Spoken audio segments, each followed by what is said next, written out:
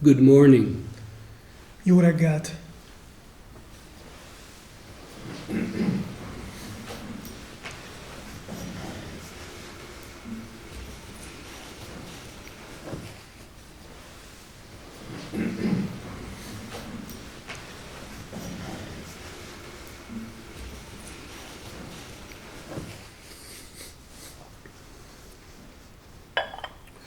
Yesterday, in response to Birgit's question, I went into some detail about samadhi and the formless dhyanas.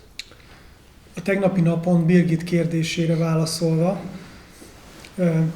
részletekbe mentem a szamádi és a forma nélküli gyánák vonatkozásában. In Zen practice, it is not necessary to go through these stages or states. A zen gyakorlásban azonban nem szükséges végigmenni ezeken az állapotokon. In Chinese Chan or Zen Buddhism, probably it was more or less assumed that the monks practicing were already familiar with these states to some extent. A kínai Chan buddhizmusban és a zenben tulajdonképpen feltételezték, hogy a szerzetesek már többé-kevésbé ismerik ezeket az állapotokat. For us, not coming from a Buddhist background, it can be helpful to be familiar with these states so that when we do perhaps fall into one, that's what they're talking about. It can be helpful to see what it is and what it isn't, or its value, its virtue, and its limit.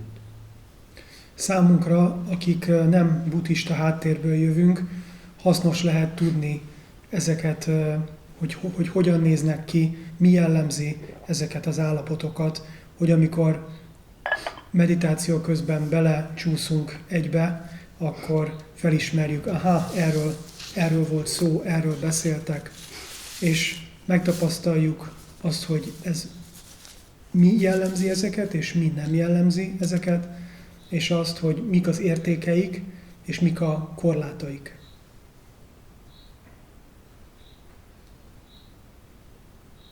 Zen goes straight for the jugular, you know, the jugular vein. If you cut that, you die. Yeah? So Zen doesn't go around and around. It goes straight for the jugular. A zen közvetlenül a nyaki ütőeret támadja meg, nem tesz köröket előtte, hanem közvetlenül erre céloz. This is its great strength, this directness, this immediacy. Ez a nagy erénye, ez a közvetlenség. It is also its weakness. És ez a hátránya és a gyengesége is egyszer mind. For example, those of us who don't have a background in Buddhism, it can be very easy to misunderstand or not even be able to begin the practice. Így olyan embereknek, akiknek nincs buddhista hátterük, és zent kezdenek gyakorolni, könnyen abba a hibába eshetnek, hogy nem tudnak helyesen gyakorolni, vagy akár el sem tudják kezdeni a gyakorlást valójában. If we can really give ourselves to the practice, it's relatively easy. Hogyha teljesen át tudjuk magunkat adni a gyakorlásnak, akkor viszonylag könnyű. So as I mentioned before, the essential paragraph from the Zazen manual, I'll read it again. Ahogy már említettem és idéztem a Zazen útmutató egyik legfontosabb bekezdését, most újra megteszem. Zazen really is the Dharma gate of ease and joy. If you become ill from it, you are not doing it with proper care. Done properly, your whole body naturally becomes light and at ease, spirit fresh, mind clear. The taste or the flavor of Dharma sustains, and you are calm, pure, and joyful. A zazen valóban az öröm dharma kapuja. Hogyha megbetegszel tőle, akkor nem kellő gonddal végzed. Helyesen végezve az egész tested természetesen könnyűvé válik, megkönnyebbül, a szellemed friss, a tudatod tiszta lesz. A dharma íze sokáig érezhető. Miközben nyugodt vagy, tiszta és örömteli. You see, there's no details about samadhi and jhana, and yet, if you have the eye, it's all there, greatly simplified. Látjátok, hogy ez a szöveg nem részletezi a különböző szamádi állapotokat, a gyána állapotokat, de mindezek nagyban leegyszerűsítve benne vannak. One of the classic statements of Zen, in early Zen, which sums up the Zen approach is this. A korai zenben az egyik legfontosabb állítás a következő. It's a statement from one of Matsu, or in Japanese, Baso's sermons. Matsu, vagy japán nevén Baso egyik előadásából való ez a mondat. The way needs no cultivation. Az utat nem kell művelni. Just don't defile. Csak ne szennyezd be. What is defilement? Mi a szennyezés? When, with the mind of birth and death, one acts in a contrived, unnatural, self-conscious, contrived, artificial. When, with the mind of birth and death, one acts in a contrived way, everything is defilement. Ha valaki a születés és halál tudatával mesterkélten cselekszik, akkor minden szennyezés. To directly and immediately enter the way. He's not talking about understanding it, or even practicing it, but entering it. To directly and immediately enter the way, ordinary mind is the way. Ahhoz, hogy közvetlenül és azonnal rálépj az útra, tehát nem az út megértéséről, még csak nem is a gyakorlásáról beszél, hanem hogy rálépj az útra, belépj az útra, a hétköznapi tudat az út. The famous statement, ordinary mind is the way, is found here. Tehát a híres mondás, hogy a hétköznapi tudat, a mindennapi tudat az út, az innen származik. And you see how easily it can be misunderstood, És látjátok, milyen könnyen félreérthető. He's talking about without the least defilement, without the least self-reflection, we might say, then truly ordinary mind is the way. Matsu itt arról beszél, hogy a mindennapi tudatunk az út, hogyha minden szennyeződéstől mentes, azaz minden önközpontúságtól, önhivatkozástól mentes.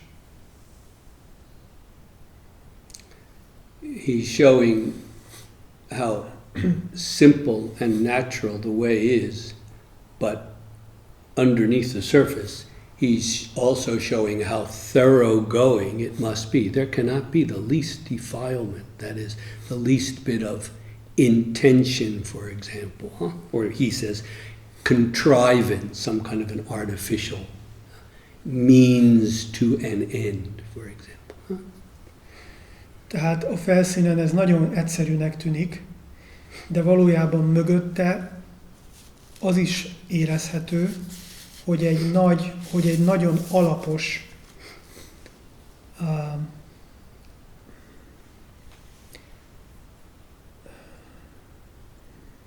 átlátás kell mögötte, hogy legyen, ami nem enged meg semmilyen szennyeződést, semmilyen önreflektív gondolatot, például semmilyen szándékot, vagy egy eszköz használatát, hogy valamilyen célt elérjünk. Semmi ilyet nem enged meg.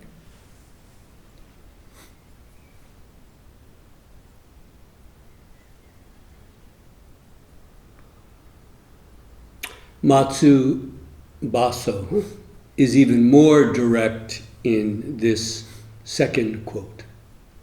Matsu Baso a második idézetben még közvetlenebb. A monk who became also himself a Zen master, he was called the Great Pearl, asked a question. Egy szerzetes, aki később maga is zenmester lett, hatalmas gyöngy, ez volt a neve, ő tette fel ezt a kérdést. He simply said, I come here seeking awakening. Egyszerűen azt mondta, azért jöttem, hogy a felébredést keressem. Matsu or Baso responded.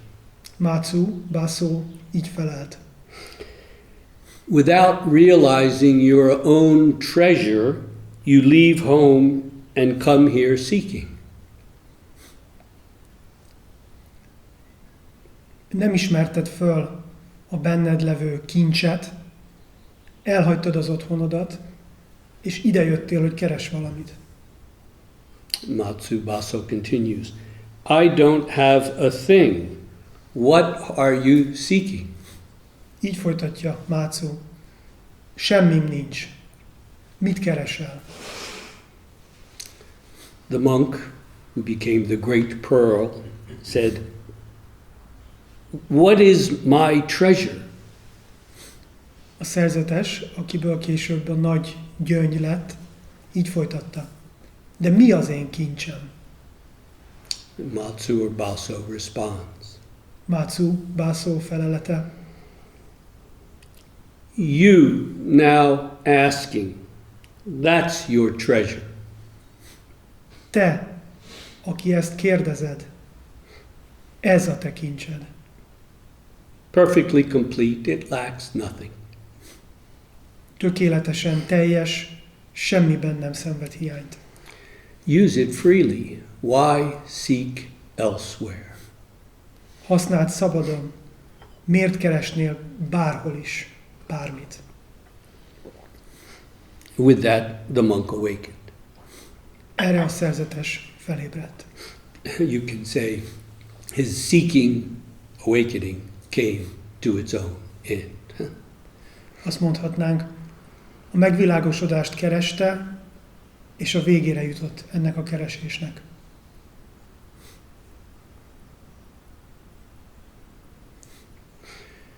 Precisely because Zen can be so direct and immediate, apparently so simple. Pontosan azért, mert a zen ennyire közvetlen, ennyire azonnali lehet, látszólag ennyire egyszerű. We take our time and carefully learn how to practice with our body. Ezért rászánjuk az időt, és alaposan megtanuljuk, hogy hogyan gyakoroljunk a testünkkel. As I said, almost everything we do in the retreat is to support us in this practice. ahogy mondtam, minden, amit az elvonuláson csinálunk, azért tesszük, hogy támogasson minket a gyakorlásban. But the point is simply to awaken to it, to realize it for as yourself. De a lényeg végül is az, hogy felismerd, ráébredj magadnak és magadként. Precisely because of this, we give ourselves to the breath. És pontosan ezért átadjuk magunkat a lélegzésnek.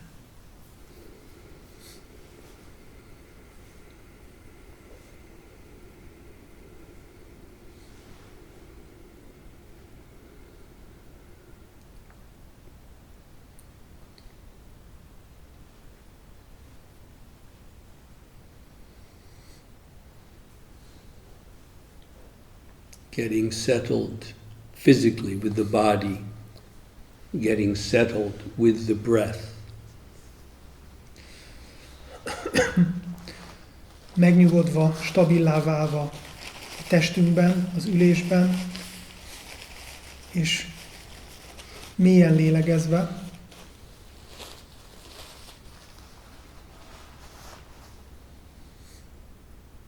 What remains? mi marad.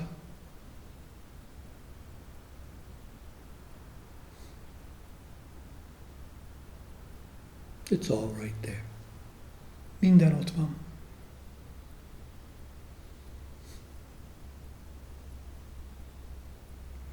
In a sense, the physical stuff, the body, and even the breath, relatively speaking, that's the easy part.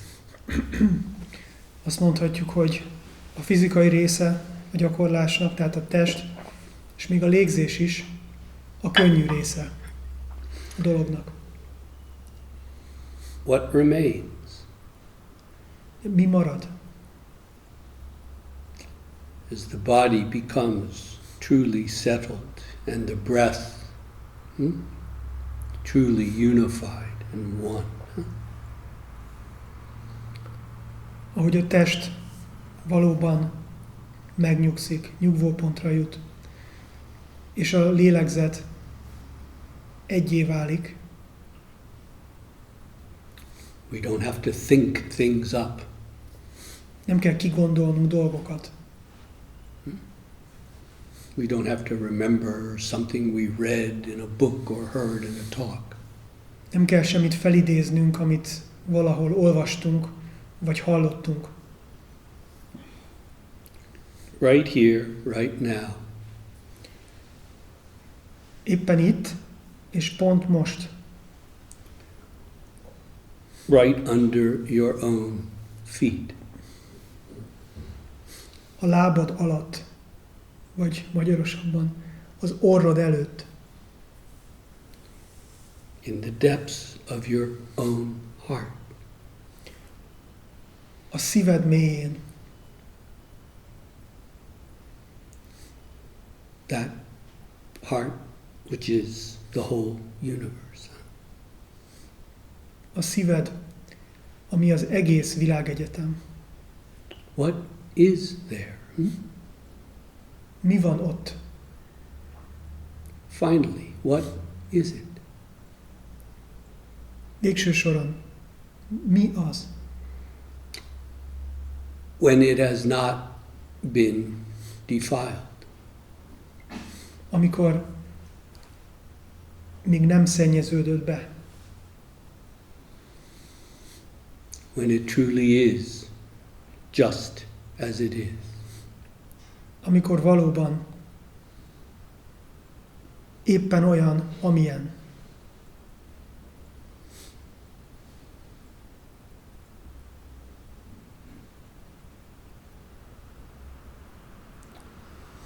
When we realize that, we work from there.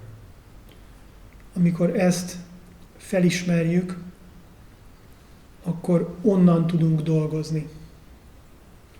We live, laugh, and love from there. Onnan tudunk élni, nevetni és szeretni. No longer separated from the world. Immár nem elválasztva a világtól. No longer separated from the other. Nem elválasztva a másik embertől. No longer separated from what we truly are. És nem leválasztva arról, amik mi vagyunk valójában. This is Zen practice in a nutshell. You know that expression? Yes. Ez a zen gyakorlás dióhéjban.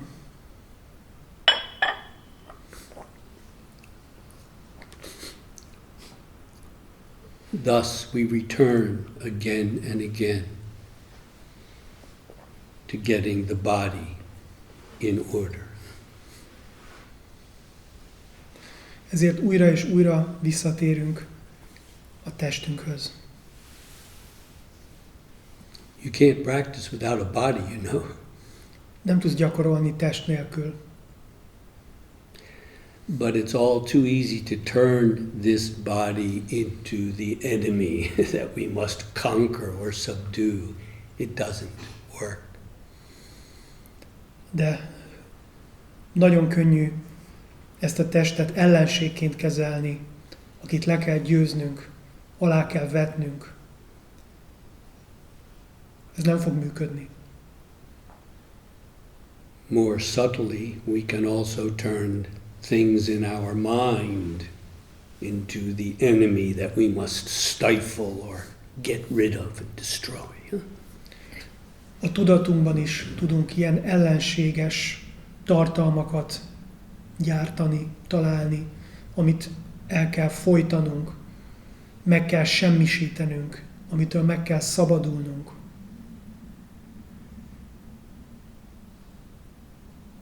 In the end, nothing needs to be destroyed. Végső soron semmit sem kell megsemmisítenünk. Nothing even needs to be realized. És semmit sem kell felismernünk, vagy megvalósítanunk. When we get to the point where the very urge, that deep desire, craving, when we get to the point where that very urge to be is undone, this is where the way really begins. Amikor eljutunk arra a pontra, ahol maga az a vágy, az a késztetés, hogy valami legyél, valaki legyél, hogy legyél, amikor ez eloszlik, ott kezdődik az út. That is how simple and how thoroughgoing the practice must be. Ennyire egyszerű a gyakorlás, de egyúttal ennyire áthatónak is kell lennie. It's fairly easy to get settled in the body. Elég könnyű nyugvópontra jutni a testtel. It's fairly easy after a day or two of retreat for the thoughts, the discursive mind, to just dissolve of its own accord. It's not needed anymore. Viszonylag könnyű az is egy elvonuláson 1 vagy 2 nap után, hogy a tudatunk elcsendesedjen. Nincs szükségünk a csapongó gondolatokra, és azok alább hagynak. The insecurity that spawns, that gives birth to all of that, just naturally dissolves. Az a bizonytalanságérzés, ami fűti ezeket a gondolatokat, alább hagy. What remains? Mi marad? the thoughts are just the surface. That's easy. Is there still some urge, you see? Is there still some basic urge to get there, for example, huh? To be something, anything, even Zenistic nothing. A gondolatoktól megszabadulni, vagy a gondolatok elcsendesedése, az a könnyű rész még mindig. De miután ez megtörtént, mi marad ott? Marad még mindig valami késztetés, valami vágy arra, hogy eljuss valahova? Hogy válj valamivé? Akár zenesen fogalmazva, hogy a semmi legyél. Until that very urge has been uprooted, undone at its root.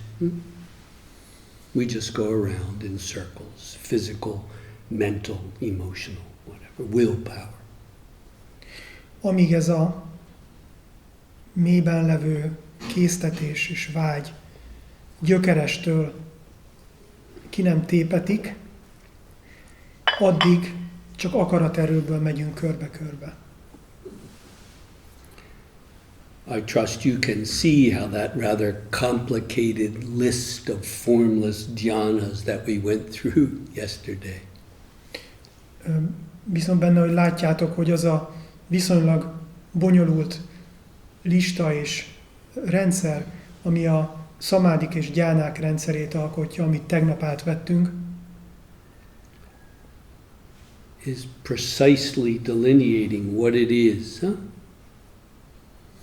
To let go of everything, even that very urge to be, huh? Ez a rendszer, ezek az állapotok pontosan azt határolják körbe és írják le, hogy hogyan szabadulunk meg fokozatosan ezektől a tartalmaktól és késztetésektől, hogy legyünk valakik, vagy legyünk egyáltalán. What early Buddhism calls the great I am conceit. Amit a korai buddhizmus úgy hív, hogy a nagy én vagyok önhittség. In about 8 minutes, sunlight travels from the sun about 93 million miles and warms your cheeks and your face. A napfény körülbelül 8 perc alatt ér el a naptól a földre. Ez alatt több mint 9 billion miles. 93 million miles. 93 millió mérföldet tesz meg, és mindezt azért, hogy felmelegítse az arcod.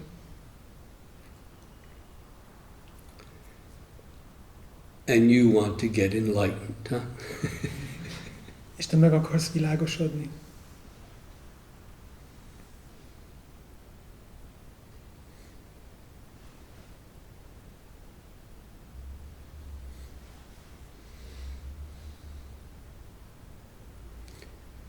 It's really quite simple, huh? With the body settled and the breath as one, huh? What remains?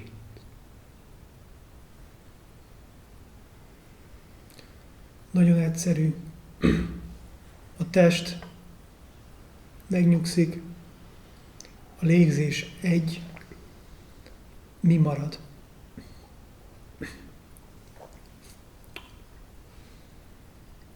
To be what Buddhism calls, and Zen also, free of defilement.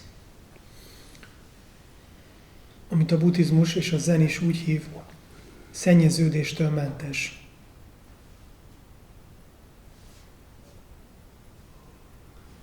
Means to be free of the very need, the very urge to be free. azt jelenti szabadnak lenni attól a késztetéstől, attól a vágytól, hogy szabad legyél.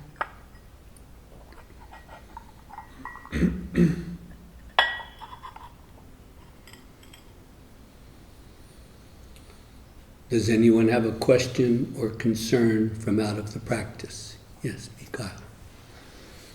You quoted this nice story about the monk who went to Basu or Matsu and asked these questions. And my question is, if this monk has already defiled his way by going there and seeking for enlightenment.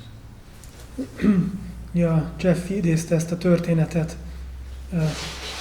mikor a szerzetes elment és Mátszónak feltette ezt a kérdést. És Mihály kérdése az, hogy ezzel, hogy elment és kereste a megvilágosodást, nem szennyezte már be az utat. Yes, in the previous quote he uses that term defilement and he even kind of defines it. Valóban az előző idézetben használja ezt a kifejezést Mátszó, hogy szennyeződés, és meg is határozza a jelentését. In the second quote with the great pearl, that monk, he doesn't use the word defilement, but clearly he's pointing out the defilement under his foot, so to speak, right? What are you doing coming here? I have nothing. Why do you come here seeking? So yes, he's pointing out, you might say, the defilement in his very coming. Yes. Mátszó a második történetben, amikor jön a szerzetes, ott nem használja a szennyeződés kifejezést, de azzal, hogy rákérdez, hogy miért jöttél ide, mit keresel, az rámutat tulajdonképpen erre a szennyeződésre, ami a szerzetes életében volt. But then Matsu goes even further and he dares to point out that which cannot be defiled. De aztán tovább megy Mátszó, és rámutat arra, amit nem lehet beszennyezni. The time and the conditions were right and that monk realized it. A körülmények és az időpont megfelelő volt, és a szerzetes felébredt. There was another Zen master who took a different tack, a different approach. It may be helpful to see that in light of this. Egy másik zenmester egy másik megközelítést használt. There's more than one way to skin a cat, as we say in American. Az amerikai angolban úgy meg, hogy több módon is meg lehet nyúzni egy macskát. This monk Mujao, he was the head monk when Rinzai was training. Mujao volt a vezető szerzetes abban a kolostorban, ahol Rinzai So it's gyakorolt. a little bit after the time of Matsu or Baso. Tehát egy kicsit Mátszó ideje után vagyunk. When a monk would approach him, Amikor egy szerzetes megközelítette, before the monk even spoke, mielőtt megszólalt volna a szerzetes, Mujao would often say something like this. Mujao gyakran valami ilyesmit mondott. Your offense is obvious. Your crime is clear. A vétséged nyilvánvaló. A hibád világos. He actually used the term genjo koan in Japanese pronunciation. The actual koan, a koan is a legal case. That's where it came from. So he's basically saying, your crime is obvious. Ugye a Genjo Koan kifejezést használja, ami az eredete az egy jogi ügy, egy peres ügy. Úgyhogy tulajdonképpen azt mondja, hogy a bűnöd, a bűncselekmény, amit elkövettél, nyilvánvaló. The senior monk is not here now, so go outside the gate and hit yourself 20 times. A vezető szerzetes most épp nincs itt, úgyhogy menj ki, és üsd meg magad 20-szor. A little different than Baso, but not so different. Huh? Kicsit más, mint Bászó stílusa, de azért annyira nem. At one time, the monk who was challenged that way, said, "But I haven't even asked my question." Egyszer a szerzetes, akit így megtámadtak, azt mondta, hogy de hát még föl sem tettem a kérdésem. The Muchal, the master, responded, "You've just added shackles to your chains." Mujao mester azt felelte, épp most tettél még magadra, a kezeidet is bilincsbe verted, miután már a tested le volt kötözve. He's pointing out the same thing as Matsu or Baso. You might say he's not quite so kind, but by showing the monk how and where he is trapped, there's the possibility of, you might say, leaping free, realizing you are free. Ugye más a megközelítése, talán nem olyan kedves, mint Matsu, de ugyanúgy rámutat a szerzetes hibájára, hogy hol köti meg magát, és hol van az, ahol meg tudna szabadulni. All of these exchanges, Mikhail, in the sense all of the koans, have no other objective, if you will, than that. Az összes ilyen történetnek, tulajdonképpen az összes koannak is nincs más célja, ha fogalmazhatunk így, mint hogy megmutassa ezt. Is there still something unclear about this? There are as many approaches as there are teachers. In a sense, every moment they may respond differently. So if you're looking for some kind of a pattern, you won't find one. Világos, Mihály, vagy még van kérdésed? Az a helyzet, hogy minden tanár, minden mester más megközelítést alkalmaz. Sőt, egy mester is pillanatról pillanatra más megközelítést alkalmazhat. Úgyhogy, ha egy mintázatot keresel, akkor nem fogsz találni. A pattern is not needed for this, is it? Nincs szükség mintázatra. Do you want to ask anything else? No. Perhaps it might be helpful to give another classic exchange with Matsu and with Sekito. Sekito is more or less the father of what became Soto Zen, and Matsu is the father of what became Rinzai Zen, although back then there were no such distinctions. Egy következő történet is talán megvilágító erejű lehet, hogy Sekito szerzetes és Matsu párbeszéde lesz. Sekito az a szerzetes, akitől később a Soto vonal származott, Matsu pedig az, akitől később a Rinzai. Is he saying something different or not? Mást mond, vagy nem? A monk came to Sekito, another master, Sekito, and asked about the living Buddha. Itt Sekito már mester ebben a történetben, és egy szerzetes megy hozzá, és az élő Buddháról kérdezi. And Sekito said, "If you take away, you won't get there.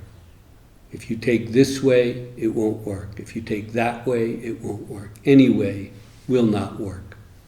Azt mondja Sekito, hogy ha erre mész, nem fogod elérni. Ha arra mész, ott sem jutsz el oda, és semmelyik út sem vezet el oda. Now what do you do? Akkor most mit csinálsz? The monk was speechless. He didn't have a clue. A szerzetesnek torkán akadt a szó, fogalma sem volt. Well, Sekito, the master, could see this, so he said, "Our karmic affinity is not here." Sekito látta ezt, és azt mondta, úgy tűnik a karmikus kapcsolódásod, hajlamod nem ide hoz, nem ide húz. Go to the great master Ma, that is Matsu or Baso. Menj el a nagy mesterhez, Mához, Matsuhoz. Talán ott sikerre jársz. They often sent monks to one another, kind of a good cop, bad cop kind of a thing. Gyakran küldözgettek egymáshoz tanítványokat akkoriban a mesterek, mint ez a jó zsaru, rossz zsaru típusú történet. The monk did as he was told, and he went to Matsu, Baso, who I just gave the two quotes earlier. A szerzetes el is ment Matsuhoz. Probably he repeated what had happened. The monk said, "I went to Sekito and I asked him for the teaching of the Buddha Dharma, and he said, any way will not do. This way, that way, no way will do. Now what do you do?" I didn't know, so he sent me here.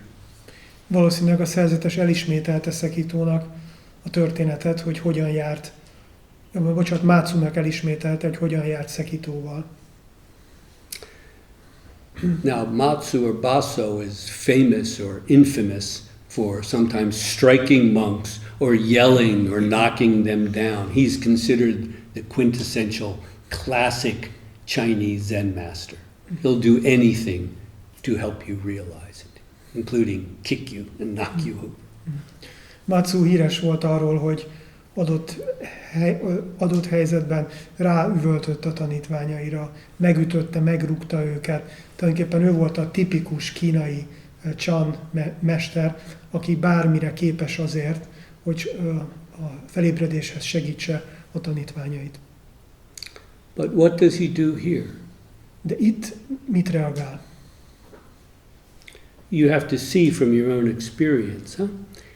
He's just been, it probably took a few days to go from one mountain to the other, but this first master, Sekito, tells him, anything you do, any way you go, it will not work. Now what? In effect, he throws him into great doubt. Tehát Matsu itt vajon mit reagál? Valószínűleg néhány napba tellett, míg átment az egyik hegyről a másik hegyre, egyik mestertől a másikhoz. Ugye Sekito azt mondta neki, hogy se erre, se arra, se amarra, bármerre mész, nem fogod elérni, akkor most mit teszel? Up to his eyeballs in great doubt. All the ways he had tried. He was already a monk, quite mature. He must have studied the sutras, meditated, done it all, been there and done that. But he still didn't know in his bones. Ugye tulajdonképpen belevetette Sekito ezt a szerzetest a nagy kétségbe. Ugye azt látnunk kell, hogy ő egy szerzetes volt, tehát valószínűleg már hosszú éveket ült, a szútrákat tanulmányozta, tulajdonképpen mindent tudott már, amit tudhatott, csak éppen nem tapasztalta meg személyesen, amit kellett. That last thread, that last urge to be, perhaps to be enlightened, was still there, hanging by a thread. Huh? Egyetlen cérnaszálon függött már ez a szerzetes, és abba kapaszkodott még, hogy valami legyen, talán abba, hogy megvilágosodjon. If you can see from your own experience where that monk was at this point, huh? Totally lost. Látnotok kell a saját tapasztalatotokból, hogy hol volt ebben a pillanatban ez a szerzetes. Teljesen el volt veszve. Then Matsu or Baso responds this way. És Matsu így felel. Sometimes I raise my eyebrows and blink my eyes. Sometimes it works, and sometimes it doesn't. Néha felvonom a szemöldököm, és pislogok. Néha működik, néha nem. With that, the monk awakened. Erre a szerzetes felébredt. And his famous words were, when I was with Sekito, the former master, I was like a mosquito trying to bite an iron bull. És a szerzetes híres szavai ezek voltak. Amikor Sekitónál voltam, olyan voltam, mint egy szúnyog, ami megpróbál megcsípni egy vas bikát. I don't know, maybe it's a legend, but it's a good one. Lehet, hogy egy legenda, de egy jó legenda. The free working of these masters to help that monk do anything they can, huh? Give, take away. You see how Sekito basically stripped him of everything, stripped him naked, huh? He didn't talk about samadhi or dhyana or one more session and maybe you'll have it. No. He said, no way, whatever, we'll do. Now what? Látjátok, hogy Sekito tulajdonképpen mindentől megfosztotta ezt a szerzetest, mindent elvett tőle. Nem áltatta azzal, hogy esetleg még egy elvonulás, és akkor talán meg lesz, vagy nem írta le neki a különböző szamádi állapotokat, hanem mindentől megfosztotta, lemeztelenítette gyakorlatilag. Then when he came to Matsu or Basa, what does he do? És amikor átment Matsuhoz, ő mit tett vele? Look up his koan book and figure out what the best answer is, what kind of a pattern he should follow? No. He just said, sometimes I blink my eyes and wiggle my eyebrows. Sometimes it works, sometimes it doesn't. Totally free. Totally free. És mit csinált Matsu? Előkapta a koan gyűjteményét és a kommentárokat, és kikereste, hogy most erre a kérdésre mi lenne a legfrappásabb válasz? Nem, hanem teljesen szabadon reagált. No smell of Zen whatsoever. Nem bűzlik a zentől egyáltalán. He even says, sometimes it works, sometimes it doesn't. Azt mondja, néha működik a szemfelhúzás, néha nem. When you get there, you know. Ha eljutsz ide, akkor tudni fogod.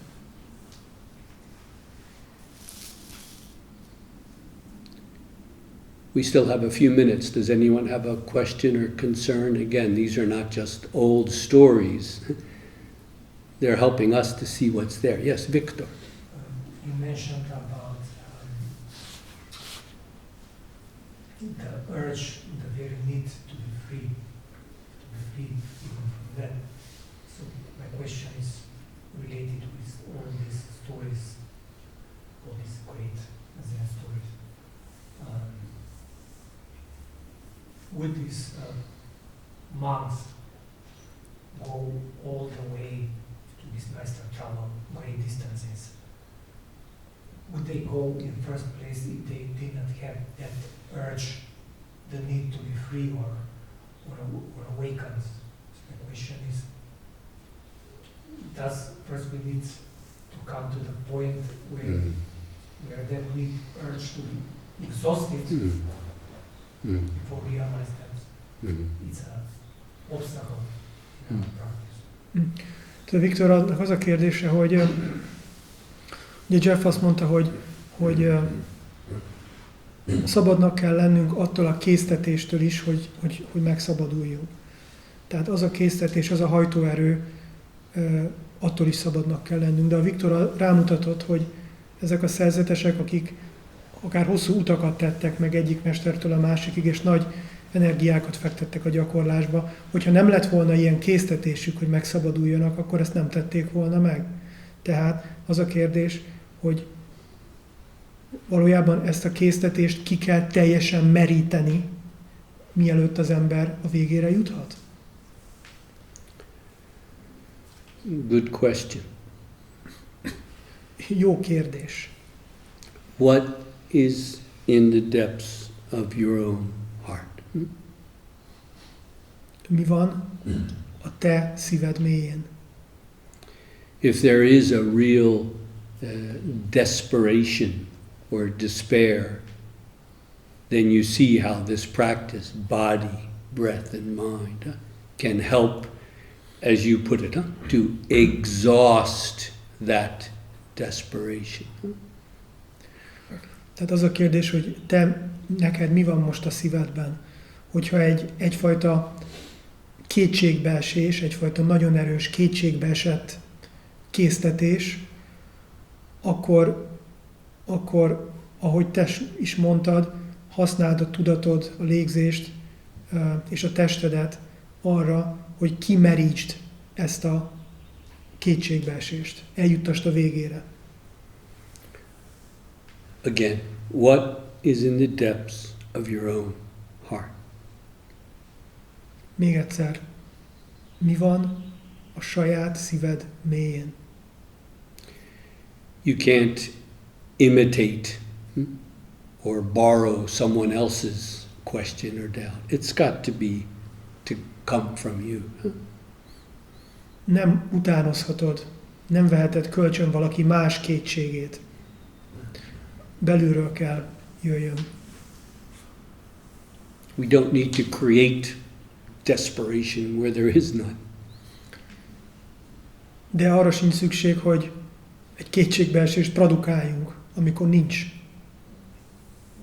All I ask you is not to flinch, not to move an inch, not to budge from this. Csak azt kérem tőled, hogy egy centit se mozdulj el ettől. It's not someone else's concern. Nem valaki más ügye ez. Shakyamuni Buddha, Baso, Matsu. It's no one else's concern. Senki más ügye nem ez. Akár Shakyamuni Buddháé, akár Matsué, nem az ő ügyükről, az ő kérdésükről van szó. You see from your own experience, don't you, Victor, how practicing properly, it exhausts, it's like burning it up. Whereas when you're not practicing properly, it seems to make it even tighter and harder. There are ways to work through that too, but we don't need to create something that's not there. A saját tapasztalatodból is tudod, Viktor, hogy ha helyesen gyakorolsz, akkor tulajdonképpen felégeti magát ez a késztetés. Ha nem helyesen, akkor feszültebbé válsz, megkeményedsz, ezen is át lehet jutni valahogy, de nem kell előállítani ezeket az állapotokat. Realize that treasure that you are. No one can do that for you. Ismerd fel azt a kincset, ami te vagy. Senki más nem teheti ezt meg helyetted. The Japanese Zen master Bankei had some very sharp words in response to your question. A japán zenmesternek, Bankeinek nagyon éles szavai voltak erre a kérdésre. He said people nowadays, this was already 350 years ago, but let's say nowadays, people nowadays say they need to have a great doubt because people in the past did. Bankei 350 évvel ezelőtt azt mondta körülbelül, hogy manapság az emberek úgy érzik, hogy szükség van egy nagy kételyre, mert a korábbi gyakorlóknak volt ilyen.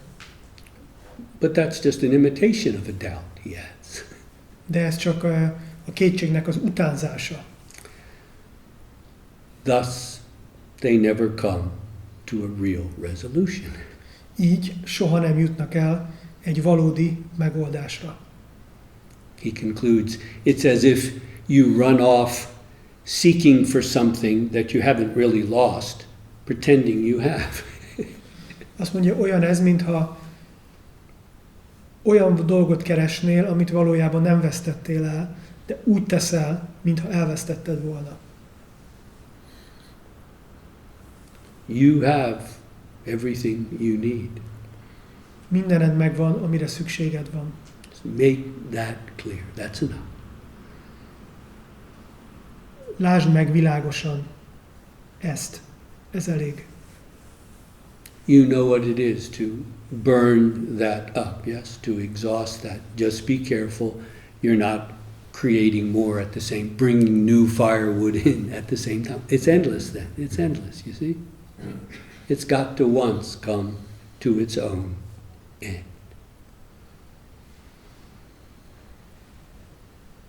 Tudod, milyen az, amikor a gyakorlással felégeted ezt a vágyat, ezt a késztetést. Csak arra figyelj, hogy közben ne hozz be újabb tűzifát, mert akkor egy vég nélküli folyamat lesz. Thank you for your question. It's not just yours, Victor. Köszönöm a kérdésed, Viktor. Nem csak a tiéd valójában ez a kérdés.